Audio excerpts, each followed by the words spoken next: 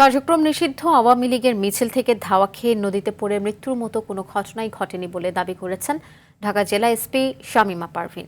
রোববার বিকেলে জেলা পুলিশ সুপার কার্যালয়ে সংবাদ সম্মেলনে এমন দাবি করেন তিনি। বলেন, রাজনৈতিক রং জড়িয়ে কতিপয় স্বার্থন্বেষী মহল বিভিন্নভাবে সামাজিক যোগাযোগ মাধ্যমে অপপ্রচার চালাচ্ছে। সুমন নৌকা ভ্রমণে গিয়ে মারা যায় আর রনি মারা যায় গোসল করতে গিয়ে। দুজনের পরিবার আলাদা থানায় অপমৃত্যু মামলা করেছে বলে জানান পুলিশ সুপার। তিনি আরও বলেন, সর্বশেষ ৩ মাসে ঢাকা জেলায় ১৭০টি অপমৃত্যু মামলা হয়েছে। এছাড়া বিকেলে ঢাকা মেট্রোপলিটন পুলিশ সংবাদ সম্মেলনে জানান, তুরাগ নদীতে ভাসমান ৭ লাশ সংক্রান্তে সোশ্যাল মিডিয়ায় যা ছড়ানো হচ্ছে সবই গুজব। দারুস সালাম থানাতে একটা মামলা ইউডি মামলা রুজু করেছে। রাজনৈতিক রং চড়িয়ে কতিপয় স্বার্থান্বেষী মহল বিভিন্ন সামাজিক যোগাযোগ মাধ্যমে নানান ধরনের মিথ্যা এবং বিভ্রান্তিমূলক অপপ্রচার চালাচ্ছে।